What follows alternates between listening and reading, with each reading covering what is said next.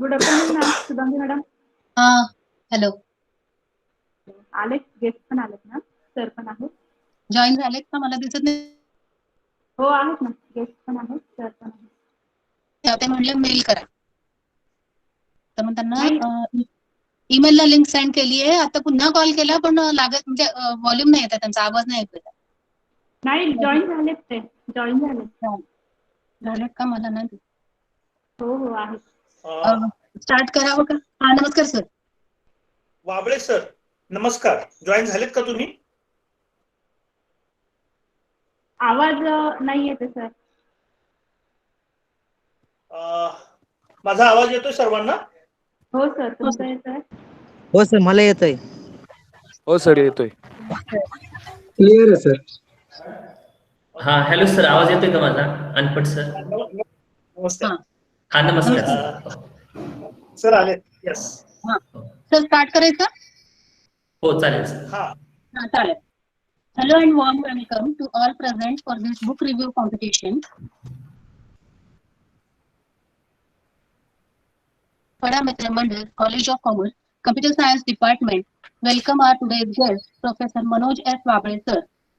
Sir, on the occasion of Reading Inspiration Day, to mark the birth anniversary of Dr. ABJ Kalam, our Computer Science Department has organized a book review competition for FY students of BSc CS and BBA CA. Participants will get e-certificates on the email IDs provided by them. First, 3 winners will be declared at the end of the competition. Sir, in all total 22 participants are there who have registered for this competition. Each student will be given 3 minutes to present the review of the book read by them. In presentation, they can include the gist of the book, quotes, few inspirational lines, and the thing about author. Language of presentation can be Hindi, Marathi, or English. So, in these languages as well. तर सगळ्यांच्या अनुमतीने कार्यक्रमास सुरुवात केली आहे. मी आपले विभाग प्रमुख doctor Anpat sir यांना विनंती करते की त्यांनी 2 शब्द सगळ्यांचे प्रोत्साहन वाढवण्याकरता करावे. Anpat sir. Okay, thank you very much ma'am. धन्यवाद. होतोय खरं तर आज हा आपला इव्हेंट आपण माझा आवाज येतोय सर्वांना? हा, येतोय सर. हो सर, येतोय. तर मी प्रथमतः आपण सर्वांचं मनपूर्वक कौतुक करतो जे विद्यार्थी ह्या इव्हेंटमध्ये पार्टिसिपेट केलं. आणि आजचे गेस्ट, माझे मित्र, सहकारी, विद्यार्थी आणि बरंच प्राध्यापक मनोज वाबळे सर, की ज्यांनी राज्यस्तरावरती बरेच बोलण्याच्या माध्यमातून केले आहेत. साधारणतः 1000+ त्यांनी व्याख्यान दिले. असे गेस्ट आज आपल्याला लाभले, त्यांचं मी मराठवाडा मित्रमंडळाच्या वतीनं. मित्रांनो, एपीजे अब्दुल कलामांचा जन्मदिवस आपण वाचन प्रेरणा दिन म्हणून साजरा करत असतो. त्याच्या पाठीमागचा मोटिव्ह काय आहे? तर वाचन वाढणं अपेक्षित आहे. म्हणजे वाचतो तो असं म्हटलं जातं की ज्यावेळेस तुम्ही एखादी गोष्ट वाचत असता त्यावेळेस तुम्ही समृद्ध होता. समृद्ध होणं म्हणजे काय? तर तुमच्या जीवनामध्ये तुम्ही विचारांना घेऊन जर पुढे गेला, विचारांना घेऊन जर तुम्ही कृतीमध्ये उतरवले तर तुमच्याकडून काहीतरी चांगलं होत असतं. हे विचार येतात कुठून? तर हे विचार हे तुमच्या वाचनातून येतात. मग वाचन किती प्रकारचं असू शकतं?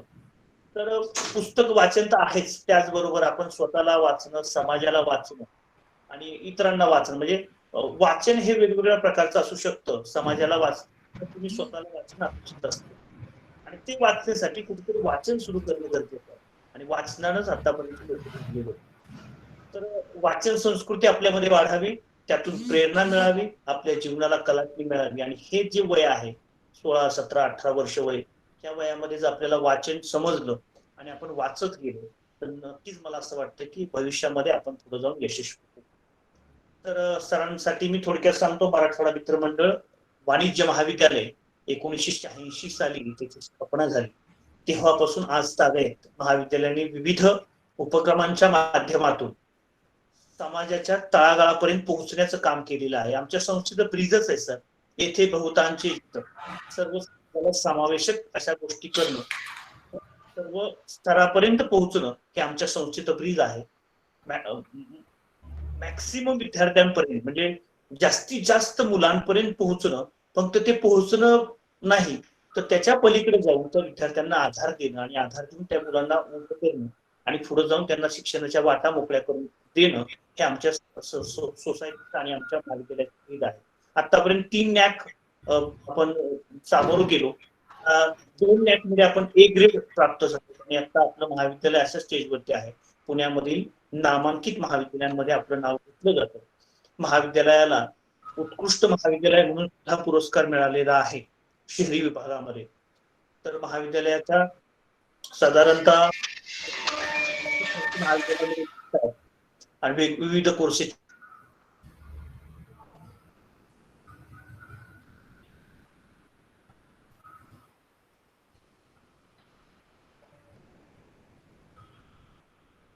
माध्यमामध्ये काम ह्या सर्व गोष्टींतून महाविद्यालयाचं प्रतिनिधित्व केलं जाते आणि पुणे विद्यापीठाच्या परिसरामध्ये महाविद्यालयाचं नावलौकिक आतापर्यंत आपल्याला पाहायला मिळतं. तर मला आज आनंद होतोय. तुम्हाला सर्वांना मनपूर्वक शुभेच्छा देतो. वाचन दिन आपण साजरा करतोय आणि त्या वाचन दिनाच्या निमित्ताने आज उपस्थित असलेले पाहुणे प्राध्यापक मनोज वाबळे सर यांचं मनपूर्वक संस्थेमध्ये आणि आपल्या व्हर्च्युअल मीटिंग मध्ये स्वागत करतो आणि इथून तुमच्या प्रोग्रामसाठी मी तुम्हा सर्वांना शुभेच्छा देतो आणि थांबतो. धन्यवाद. धन्यवाद. प्राध्यापक मनोज शिवाजी वाबळे सरांचं थोडक्यात परिचय करून द्यायला मला आवडेल. त्यांचा परिचय असा आहे. प्राध्यापक मनोज शिवाजी वाबळे सर हे अध्यक्ष आहेत शब्दधन सोशल फाउंडेशनचे आणि संचालक आहेत एक्सलन्स करिअर डेव्हलपमेंट ECDC सेंटरचे. सरांचे कार्यक्षेत्र विस्तृत आहे. ते करिअर मार्गदर्शक आहेत, प्रेरणादायी व्यक्ती आहेत आणि सोबतच कॉर्पोरेट ट्रेनरही आहेत. तसेच सायन्स आणि मॅनेजमेंट अशा 2 विविध क्षेत्रातील उच्च पुरस्कारांनी सन्मानण्यात आलेला आहे. त्याची थोडक्यात माहिती देतो. राज्यस्तरीय उत्कृष्ट युवा व्याख्याता पुरस्कार 2018, गुणवंत शिक्षक गौरव पुरस्कार 2018, पद्मश्री डॉक्टर मणिभाई देसाई राष्ट्रसेवा पुरस्कार 2016, मातृभूमी गौरव पुरस्कार 2017, वक्तृत्व भूषण पुरस्कार 2016, पुण्यभूषण पुरस्कार 2016, 41 राज्यस्तरीय वक्तृत्व आणि वादविवाद स्पर्धेत पारितोषिक. कार्य आणि वैशिष्ट्ये आहेत त्यांची. अचूक शब्दफेक आणि पहाडी आवाजाची किमया लाभलेले युवा वक्ते अशी सरांची ओळख आहे. कमी वयात ग्रामीण आणि शहरी भागात 1000हून अधिक व्याख्याने त्यांनी दिली आहेत. महाराष्ट्र राज्य तंत्र शिक्षण मंडळाने आयोजित केलेल्या करिअर फेअर कार्यक्रमात प्रमुख वक्ता म्हणून व्याख्यान त्यांनी दिलेलं आहे. अनेक व्याख्यान शाळा, महाविद्यालय आणि सांस्कृतिक मंचावरून अनेक प्रेरणादायी व्याख्यानांतून महाराष्ट्रभर प्रबोधन त्यांनी केलेलं आहे. महाराष्ट्रातील अनेक महाविद्यालयांमध्ये त्याच स्वप्नांचा प्रवास करिअरचा या विषयावर करिअर विषयी प्रबोधन त्यांनी केलेलं आहे. ग्रामीण भागात व्यसनमुक्ती, वृक्षारोपण चळवळ, लेख वाचवा अभियान, शेतकरी आणि दुष्काळ आदी विषयांवर युवकांचे प्रबोधन केलेलं आहे. जगद्गुरु संत तुकाराम महाराज यांच्या साहित्यावर चिंतन करून संत साहित्य आणि आजचा समाज या विषयांवर व्याख्याने त्यांनी दिलेली आहेत. राज्यस्तरीय वक्तृत्व स्पर्धेचे परीक्षक म्हणून कार्य केलेलं आहे. शिक्षणावर बोलू काही या उपक्रमाच्या माध्यमातून विविध क्षेत्रातील तज्ञ मान्यवरांच्या 100हून अधिक मुलाखती त्यांनी घेतलेल्या आहेत. वक्ता प्रशिक्षण कार्यक्रमाद्वारे उत्तम भाषण कसे करावे या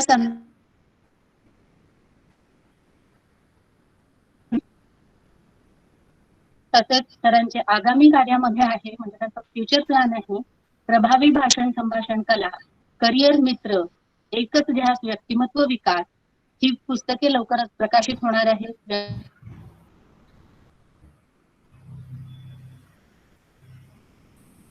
भाषणातून महापुरुषांचे विचार सांगून विद्यार्थी व्यक्तिमत्व विकासाचा संकल्प आहे सरांचा. तर असे बहुआयामी व्यक्तिमत्व आज आपल्याला अतिथी म्हणून लाभले आहे. कार्यक्रमाला पुढे सुरुवात करूया. आपला पहिला सहभागी सादरकर्ता विद्यार्थी आहे राजकुमार पलरेशा. So every participant is requested to begin their presentation with their name and class they study and the name of the book followed by the name of writer. I wish all the best to all participants. Now I request Rajkumar Pallresha from FYBBA to begin with his book review. Rajkumar Pallresha.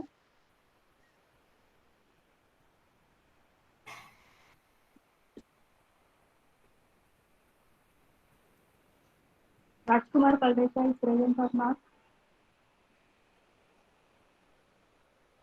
Number Vaishnav. Second participant. Yes, sir. I'm ready. Yes, sir. I'm ready. Pitambar, you can begin. Okay. Yeah. Firstly, good afternoon, everyone. My name is Pitambar Vaishnav from first year BSc Computer Science, and I am reviewing the book Tuesdays with Maury, which is written by the author Mitch Albom.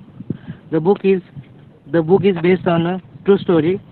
It is a miniature written by Albom about the 14 Tuesdays. In my humble opinion, the book is more related to a ground realities of life. It gives a different perspective of life, that aging is not our choice, but growing definitely is. The book resembles a never-breaking bond between the professor and his ex-student, which is Maury and Mitch Albom. The lesson of life are learned through the experience. So, as the pages I turned, I got a number of lessons from it. Lessons such as from someone who has seen the highs and lows of life, from someone who has gained love and lost love. The lessons were not academic in nature, but rather about life itself. Some of the beautiful quotes from the book are: "Don't let go too soon, but don't hold on too long. What if today?"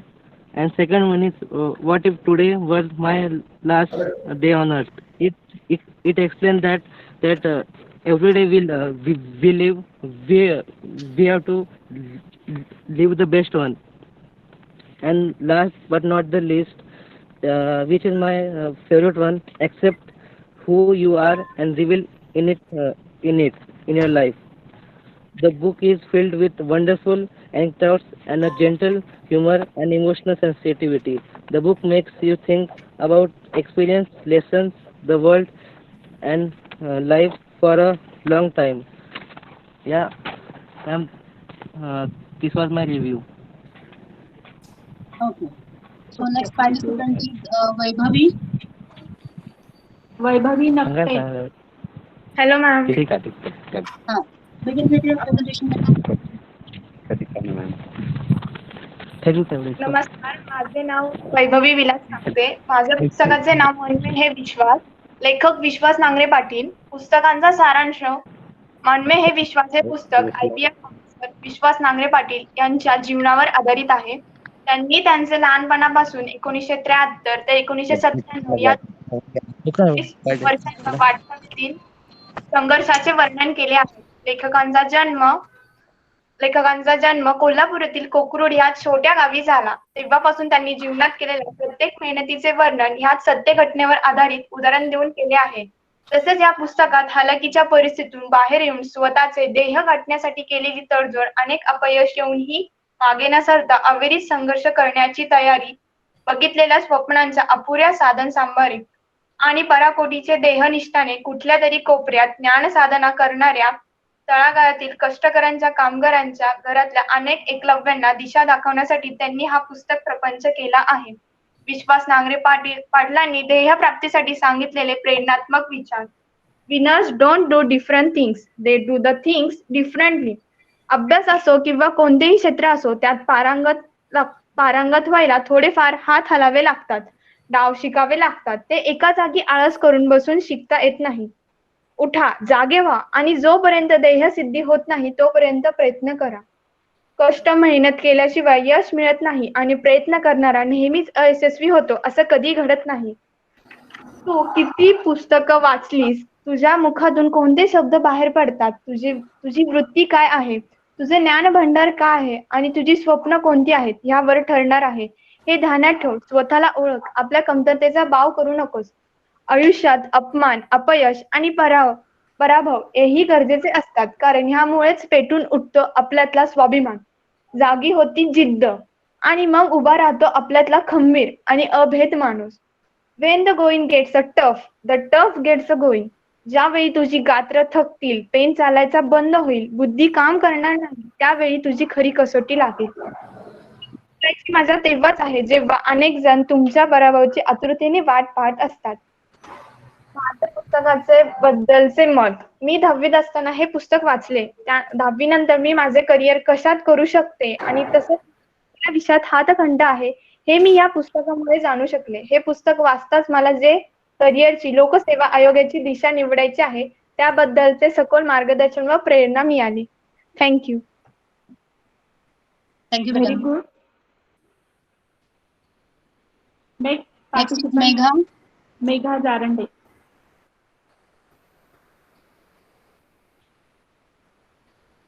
Megha, are you present? Megha Megha. जारंडे, FYDCA.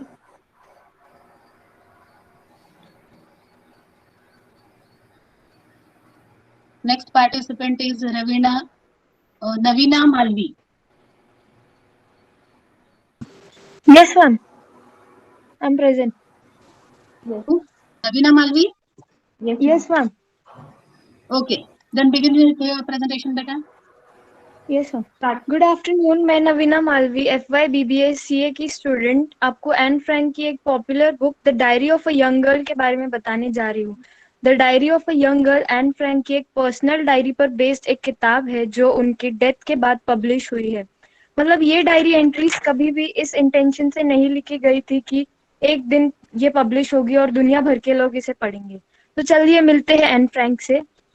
World war 2 के दौरान जब Germany पर Hitler और Nazis का दबदबा बढ़ रहा था, उसी दौरान एन फ्रैंक नाम की एक जूइश लड़की जर्मनी में अपनी फैमिली के साथ रहती थी. उनके father auto Frank, mother Edith Frank और बड़ी बहन मार्गोट फ्रैंक थे.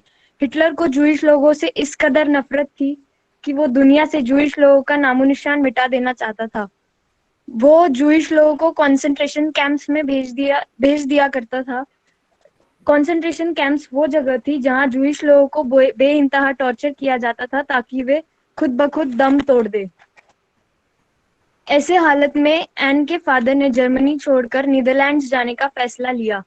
नीदरलैंड्स में उन्होंने अपनी नई जिंदगी की शुरुआत की. 12 जून 1942 एन के 13th बर्थडे पर उनके पेरेंट्स ने उनको एक डायरी गिफ्ट की और एन ने उस डायरी का नाम प्यार से किटी रखा.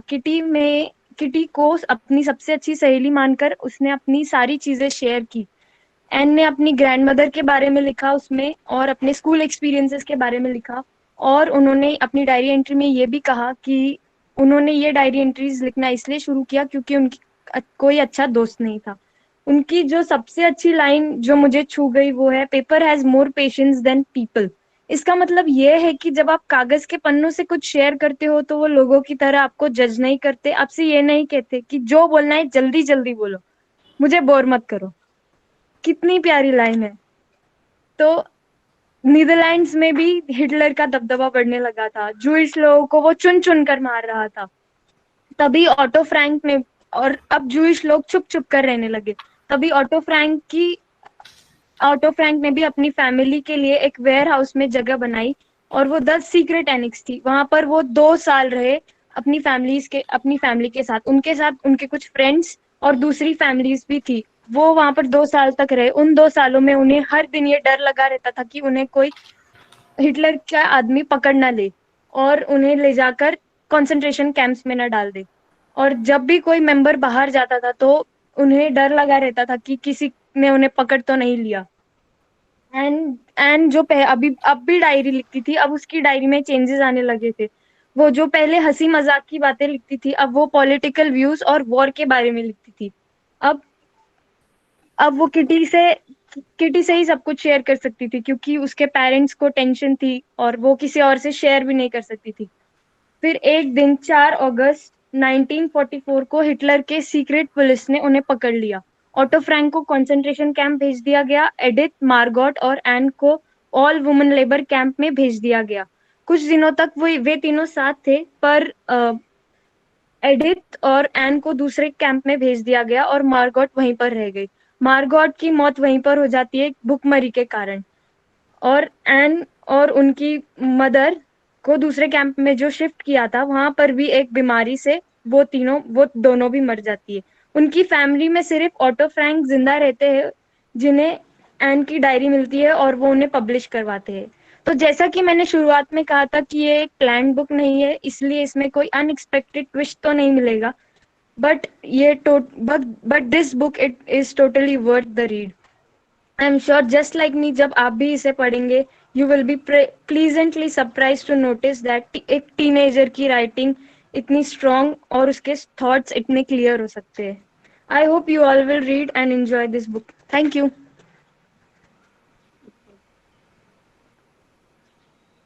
Next Abhishek Nale, FYBSc. FYBSc अभिषेक नाले.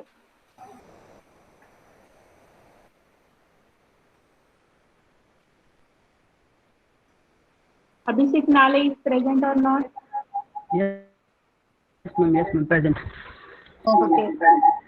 Begin with your presentation, beta. Yes, ma'am. Begin with your book review. Yes, ma'am. आवाज क्लियर नहीं है बात है.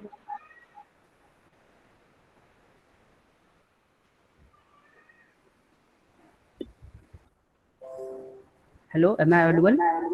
Yes, yes. Good afternoon, judges. Voice break होते बाळा तुझा. Some background noise is there, beta.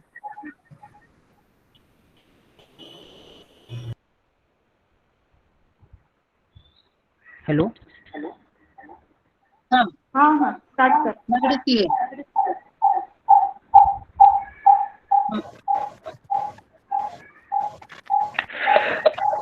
Please 2 मिनिटं झालं. Okay, चालेल. Next घेऊया. Yes ma'am. Pranav Dhanawade. Pranav Dhanawade. Hello ma'am, आवाज येतोय का माझा? हाँ, येतोय बेटा, कर सुरू. नमस्कार, मी प्रणव सचिन धनावडे आणि मी FYBSc कम्प्युटर सायन्स मध्ये आहे. मला आवडलेलं पुस्तक म्हणजे छत्रपती शिवाजी महाराज. त्याचे लेखक आहेत प्रल्हाद नरहर देशपांडे आणि प्रकाशन महाराष्ट्र राज्य साहित्य आणि संस्कृती मंडळ. हे पुस्तक छत्रपती शिवाजी महाराजांच्या इतिहासावर आधारित आहे. शिवकालीन इतिहास आपल्याला या पुस्तकामध्ये पाहायला मिळतो. हे पुस्तक ज्यावेळेस मी वाचत होतो अंगावर अगदी शहारे आले होते, कारण 12 मावळ एकत्र करण्यासाठी महाराजांनी केलेला तो संघर्ष, रायरेश्वराच्या मंदिरात घेतलेली स्वराज्य स्थापनेची शपथ, स्वराज्याला तोरण बांधण्यासाठी जिंकलेला तोरणा किल्ला, हे सर्व प्रसंग ज्यावेळेस आपण वाचतो त्यावेळेस अंगावर एक प्रकारे काटा येतो. स्वराज्यासमोर उभं राहिलेलं बलाढ्य संकट म्हणजे अफजल खान. त्या अफजल खानाचा वध. महाराज, आपण विशाळगडाकडे जावे. विशाळगडावर पोहोचल्यावर तोफांचे 3 बार द्या, तोपर्यंत आम्ही आमच्या हाडामाशीची तडबंदी करून सिद्धीला चटवतो. असं म्हणत बाजीप्रभू देशपांडे आणि 300 बांधलांनी झुंजवत ठेवलेली ती घोडखिंड, त्यांच्या रक्ताने पावन झालेली ती पावनखिंड. बाजी सांगे मृत्यूला, जोपर्यंत तोफा कडाडत नाहीत, सोडणार नाही या देहाला. महाराज, आधी लगीन कोंढाण्याचं, मग माझ्या रायबाचं, असं म्हणत कोंढाणा किल्ला घ्यायला गेलेले तानाजी मालुसरे आणि त्या कोंढाण्याचा झालेला तो सिंहगड. हे सर्व प्रसंग आपण ज्यावेळेस वाचतो त्यावेळी कळतं की त्या काळची माणसं कशी असतील, कसं असेल त्यांचं शौर्य, त्यांचा पराक्रम, त्यांचं साहस, त्यांचं धाडस, त्यांचा अभिमान, त्यांचा स्वाभिमान, त्यांचं कर्तृत्व, त्यांचं नेतृत्व, कशी असेल स्वराज्यनिष्ठा. ह्या पुस्तकामध्ये मला सर्वात जास्त आवडलेली ओळ म्हणजे ज्यावेळेस महाराज सुरतेची लूट करून स्वराज्यात परतत असतात त्यावेळेस सुरतमध्ये असणाऱ्या इंग्रज वखारीत काम करणारा एक हिंदू कामगार म्हणतो की शिवाजीचे शरीर हे हवामय असून त्याला पंख देखील आहेत. म्हणजे यावरून आपल्याला कळतं की त्यावेळी मराठ्यांचा वेग किती असेल. मराठे कोणाच्याही हाताला लागत नाहीत. याचं कारण काय तर वाऱ्याच्या वेगानं प्रवास करणारे मराठी. आजच्या युगामध्ये हे पुस्तक सर्वांनाच वाचायची गरज आहे. कारण आपण सर्वांनी काय केलं, शिवाजी महाराज हे फक्त डोक्यावर घेऊन मिरवले पण डोक्यात कधी घेतलेच नाही. छत्रपती शिवाजी महाराज की जय जय एवढंच म्हणत राहिलो पण शिवविचार कधी आत्मसात केले नाही. आज विद्यार्थ्यांपासून ते वृद्धांपर्यंत हे पुस्तक वाचण्याची सर्वांनाच गरज आहे. कारण जीवन जगताना ज्या प्रेरणेची आपल्याला गरज असते, ज्या प्रोत्साहनाची आपल्याला गरज असते, ज्या ऊर्जेची आपल्याला गरज असते, ते सर्व गोष्टी ह्या पुस्तकातून आपल्याला मिळतात. म्हणून सर्वांना मी हेच सुचवेन की आपल्या आयुष्यामध्ये एकदा तरी छत्रपती शिवाजी महाराजांचं पुस्तक जरूर वाचावं. धन्यवाद. थँक्यू. व्हेरी गुड बेटा. Thank you ma'am. Next participant Digala. Digala. Hello. Hello. Ma'am, am I audible? Start. Yes, Yeah, ma'am. yeah, very much audible. Good afternoon. I am Riddhi Gala from SYBS Computer Science. The book I have chosen is Ikigai, The Japanese Secret to Live Long and Healthy Life. Ikigai is written by Hector Gracia and Francis Miralles. Ikigai, which means Iki, which means life, and Gai, which means value. Ikigai gives a sense of purpose to each and every day of life. The book focuses on the people born in the Okinawa Islands of Japan with the most centenaries in the world, and their Ikigai is the reason to get up early in the morning. Okinawa is also known as the island of eternal youth. Okinawans not only live much longer than the rest of the world's population, but they also suffer from few chronic illnesses such as cancer and heart diseases. Inflammatory disorders are also less common. The elderly of Okinawa never tire. Some 90-year-olds say that they have so many plans and don't think about dying. The best thing about your Ikigai is that once you have found it, you don't want to retire.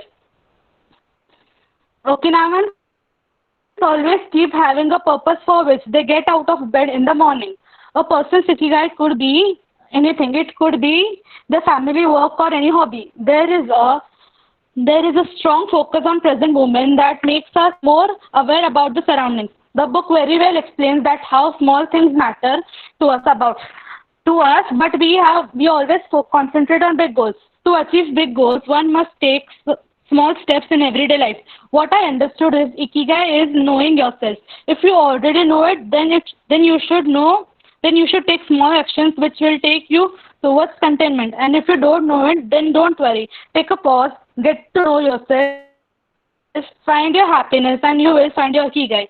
Ikigai allows you to feel happy and competent, find a stable state of mind, find a sense of purpose, feel motivated and driven, become more proactive, eliminate insecurities about any decisions in your life. The book also mentions two famous Japanese quotes. Firstly, hara hachibu, meaning fill your belly to 80%. Okinawans stop eating when they feel their stomach reaches the 80% of their capacity, which helps them in better digestion and live a good and healthy life. Secondly, the book also states the Moai, connected for life. A Moai is an informal group of people with common interests who look out for one another. It is customary in Okinawa to form close bonds with the local communities. Why do I suggest to read this book is if you are looking for your Ikigai, things in your life, then this book might help you.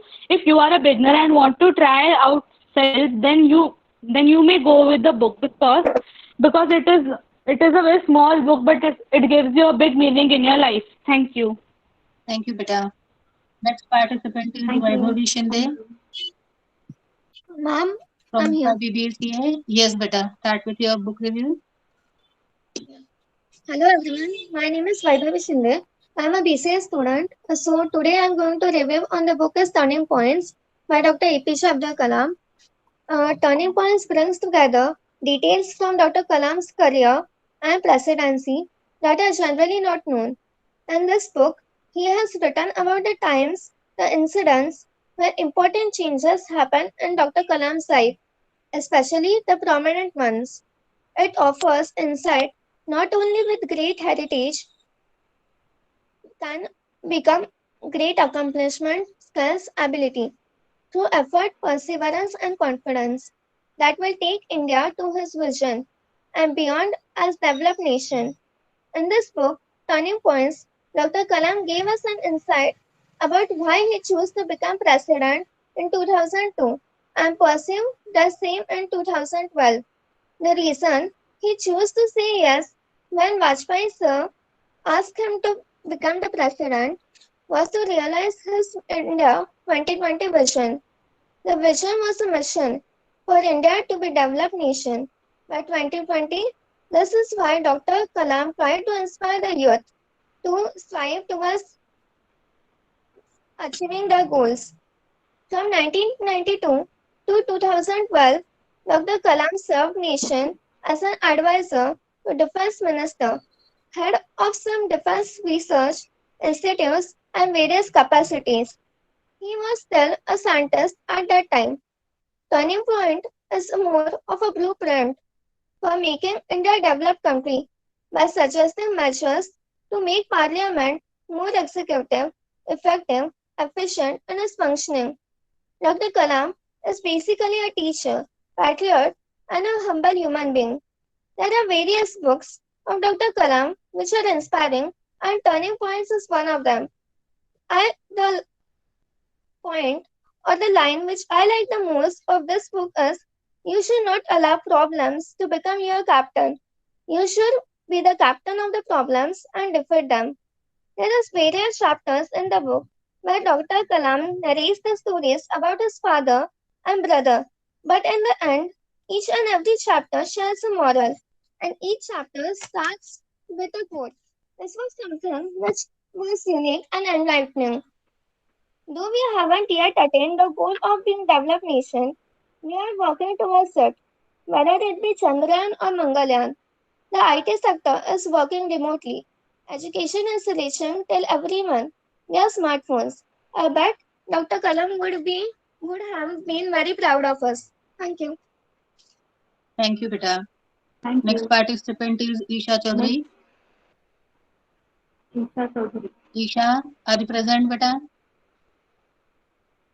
Isha Chaudhary, SYDSC. Hello. Hello. हाँ, Riddhi. Ma'am, Isha will join. हाँ. Ma'am, Isha will join in 2 minutes. Okay, then we'll begin with next participant, Okay. Sejal. Sejal Sawant Sejal Sawant. from SYDSCCS. Sejal, are you there? Sejal Sawant. दिसते madam ती Yes, ma'am. Join झालेली Tatkare, Okay. SYDSCS. Sejal. Yes, ma'am, I'm there. Okay, Sejal, begin with your book review. So, I'll be sharing the screen. Okay, no issue. Yes.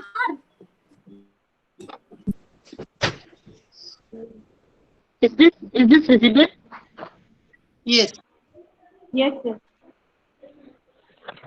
So, good morning everyone. मेरा नाम सेजल है. तो मैं आज जिस किताब के बारे में बात करने जा रही हूँ उसे आप सभी वाकिफ होंगे. आप सबने इस किताब के बारे में सुना भी होगा और काफियों ने पढ़ा भी होगा. और ये सिर्फ भारत में नहीं अपितु सारी दुनिया में जानी और पढ़ी जाती है. तो आप सब जान चुके होंगे कि मेरी किताब का नाम है भगवद गीता, श्रीमद् भगवद गीता. इसकी रचयिता तो स्वयं भगवान श्री कृष्ण है, पर इसे लिखा गया है एसी भक्ति वेदांता स्वामी प्रभुपदा ने, जो काफी मशहूर वैदिक स्कॉलर और शिक्षक हैं. मैंने लिखा हुआ है यहाँ पे ऑथर का नाम. जब महाभारत के युद्ध के दौरान वीर अर्जुन विचलित और परेशान थे क्योंकि वो अपने ही रिश्तेदार और भाइयों के खिलाफ लड़ रहे थे, तो श्री कृष्ण जो अर्जुन के साथी बने थे, उन्होंने अर्जुन की इन परेशानियों को हल किया, उन्हें इन परेशानियों से मुक्त कर उन्हें गीता का ज्ञान दिया. इस किताब से हम अपने आप को, अपनी जिंदगी को समझ सकते हैं, जिंदगी के असली मकसद को समझ सकते हैं. अगर कोई बुरा समय जैसे अभी चल रहा है, ये कोरोना का समय है, तो इस समय में कैसे शांत रहा जाए, सबर रखा जाए, अपने मन को शांत रखा जाए, क्योंकि ये सिर्फ एक हिस्सा है जिंदगी का और ये बुरा वक्त भी बीत जाएगा। हर चीज को सकारात्मक रूप, पॉजिटिव वे में देखना सिखाता है ये किताब। तो इसमें का एक श्लोक जो मुझे याद आता है, जो मैं आप सबको कहना चाहूंगी, नैनं छिन्दन्त शस्त्राणि नैनं दहति पावका न चैनम क्लेदयन्ति अपोह न शोषयति मारुतः। तो इसका अर्थ ये है कि एक इंसान की आत्मा को किसी भी हथियार या शस्त्र से मारा या खत्म नहीं किया जा सकता। आत्मा तो अमर होती है। शरीर समय के साथ बदल जाता है, पर आत्मा नहीं। इसीलिए कहा जाता है कि एक इंसान की सूरत नहीं, सीरत को देखना चाहिए। और जैसे कि हम सब जानते हैं, Albert Einstein, father of relativity, काफी मशहूर वैज्ञानिक, उन्होंने भी कहा था कि when I read Bhagavad Gita and reflect about how God created this universe, everything else seems so super flawless. So यहाँ पे भी मैंने एक श्लोक लिखा है, यदा यदा हि धर्मस्य ग्लानिर्भवति भारत अभ्युत्थानम् अधर्मस्य तदास्मानं सृजाम्यहम् परित्राणाय साधूनां विनाशाय च दुष्कृतम् धर्म संस्थापनार्थाय संभवामि युगे युगे। इसका अर्थ ये होता है कि भगवान श्री कृष्ण अर्जुन से कहते हैं, जब जब धरती पर अधर्म बढ़ेगा तब तब वो रूप लेकर इस धरती पर आएंगे और धर्म की स्थापना करेंगे। तो मैं आप सबको मेरी तरफ से एडवाइस करती हूँ कि ये बुक पढ़िए, क्योंकि काफी अच्छी किताब है, आपके लाइफ में मोटिवेट करेगी आपको। That's it, thank you. धन्यवाद बेटा। Next participant is Siddhesh. Siddhesh Sattare. Sejal, mute yourself. Thank you. Siddhesh Tatkare from FYBBACA. Siddesh, are you there? Yes, ma'am, I'm there. Okay, Isha. Yes, ma'am, I'm there. Okay, begin with your book review. Ma'am, before beginning, I would just like to present the screen. Just 1 second, ma'am. Okay.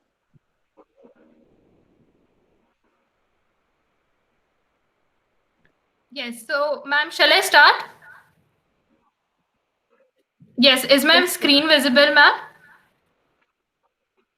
Yes. Okay. Yes. Thank you, ma'am. Good afternoon, respected teachers. Hello, Isha. You can turn it in presentation mode. Yes, ma'am. Okay, just 1 second, ma'am.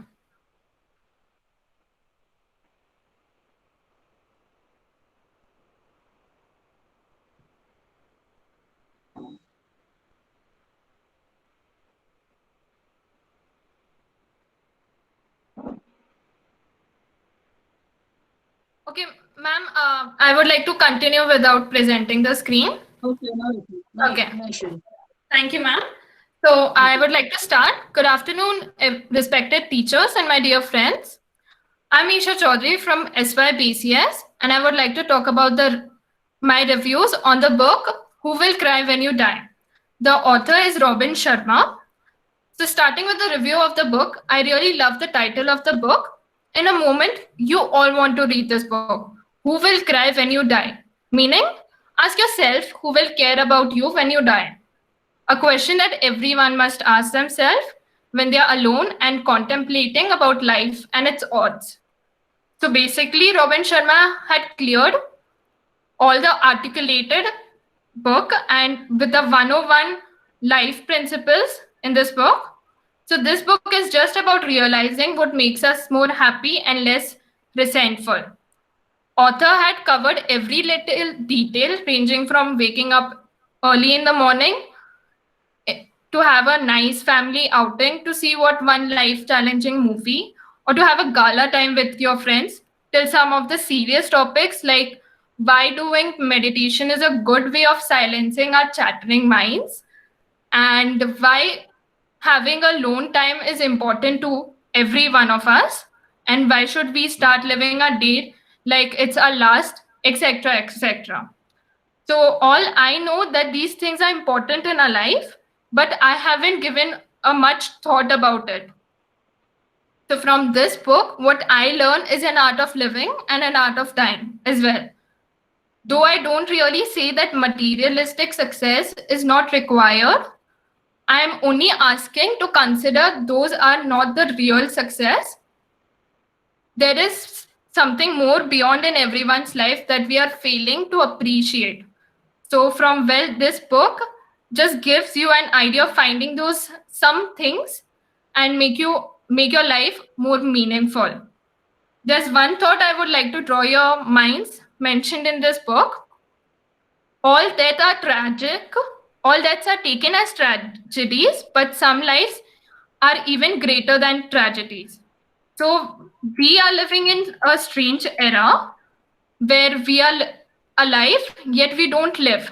This is precisely what Norman Cousins has depicted. So the tragedy of life is not death, but what we let die inside of us while we live. We don't only die when we stop breathing, we also die when we stop thinking and imagining new ideas. So when people have no goals, perspective, and meaning in our life, we are dying from inside. So that's all I want to say. I recommend this book to be read by everyone, though it did not bring overnight changes to my life, and I don't expect from y'all as well. But surely it invokes some question that every reader can question themselves. And lastly, but I would like to conclude with a quote mentioned in this book, that is, when you are born, the world rejoices while you cry. Live a life in such a way that when you die, the world should cry and you rejoice. Thank you so much, ma'am. Thank you, Vidya. Thank you. Next part. Siddesh Tatkare. Siddesh. Siddesh Tatkare. FYBCA.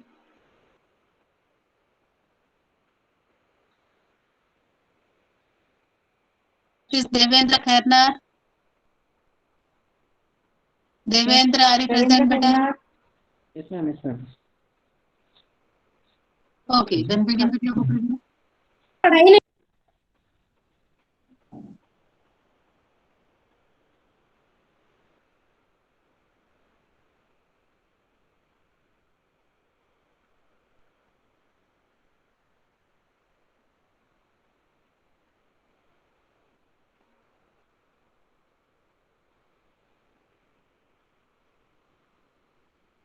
Devendra करता ना madam? Devendra Khairnar ना? Hello. हो. Hello. First start. Okay, ma'am. Good afternoon, everyone. Myself, Devendra Khairnar. I'm from second year of BCS. Today, I'm going to share you my review about the book, The Untouchable, which is written by Oscar Freire. This book is based on the real story about the great son of soil, Dr. Bhimrao Ramji Ambedkar, who dedicated his entire life for the welfare of the socially backward classes. This great son of soil was born on 14 April 1891. He belonged to the Dalit family. Since childhood, he was a brilliant student. Once when he faced inequality from his teacher, he was told to sit out of the class on the ground. He felt very bad. On that day, he promised his father that one day he would write a book which would be followed by the entire country and which will give equality and justice for each citizen of this country. And as per his promise, he began his journey and struggle. He was declared the #1 scholar of the world by the Columbia University. And after reading this book, the most important thing I learned is reading is essential. Ambedkar has a personal library which consists more than 50,000 books which he read it. He was a very dedicated person toward his goal. And a very impressive line about this book, Ambedkar said, life should be great rather than large. No matter how long we live, but till the date we live, make it great. It was a very impressive line about this great son of soil. And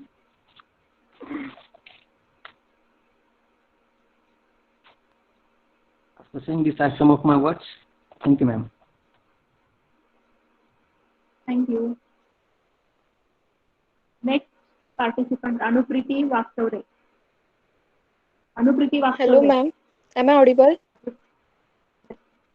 Yes, sir. Okay.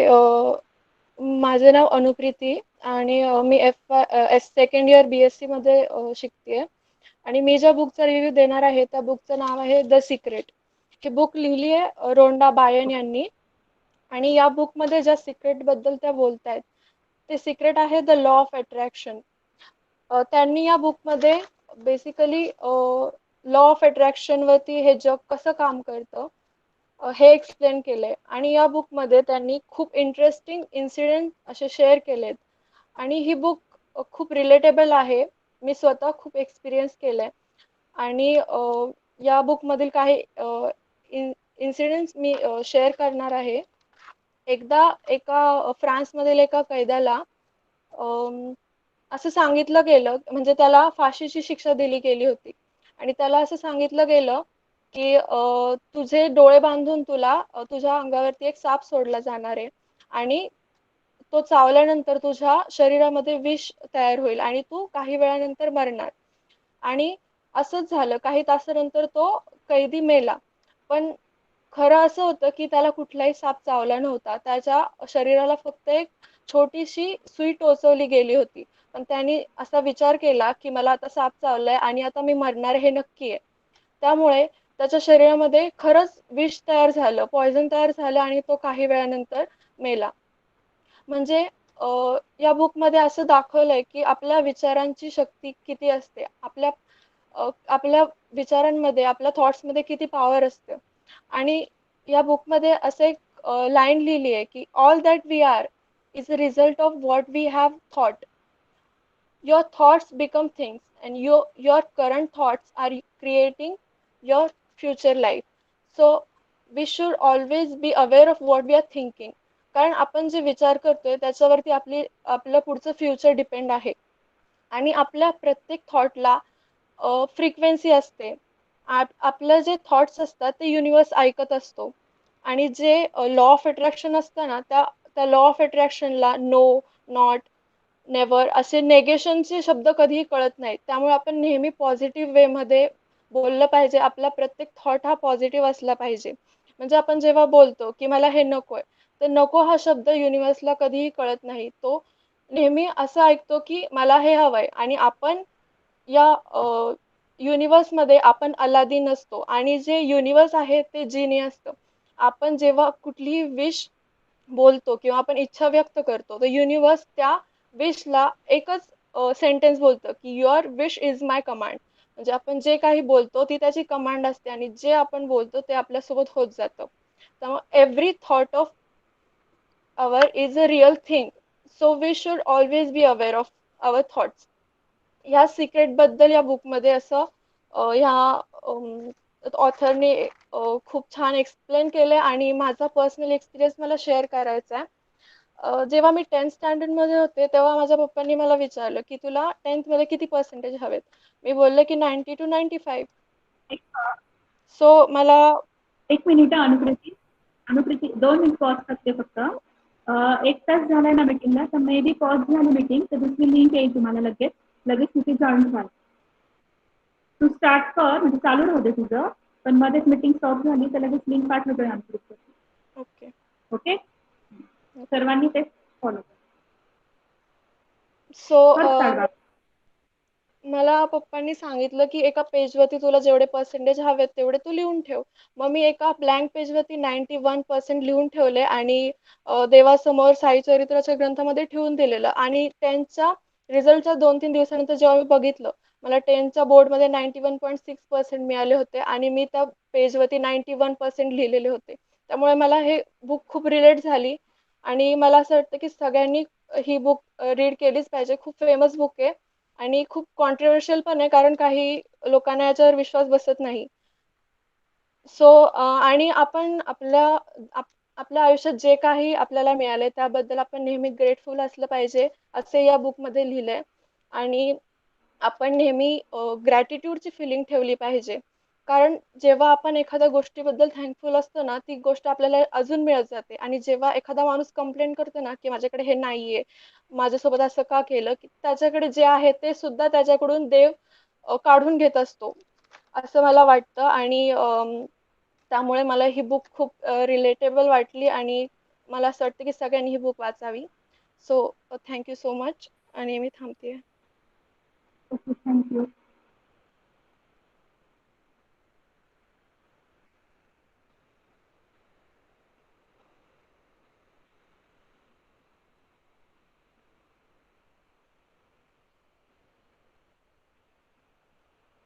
एक 2 minute फक्त आपण link आली तशी check करू फक्त.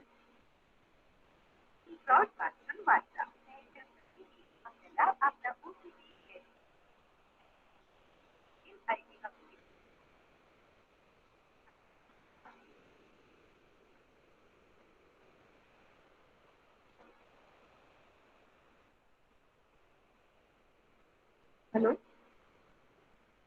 हां link आली मग जॉईन करू का मॅम त्याला? पाठवली ना, मग सांगते सरांना आणि आम्ही याच्यातनं लेक्च होतो. तुम्ही त्याच्यात रेकॉर्डिंग स्टार्ट करा.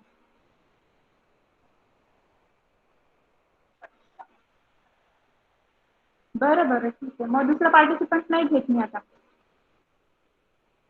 बरं चालेल. झाली तिची झाली. हो हो चालेल. मग मी सांगते सर्वांना तिकडे जॉईन करा. चालेल चालेल. चल बाय.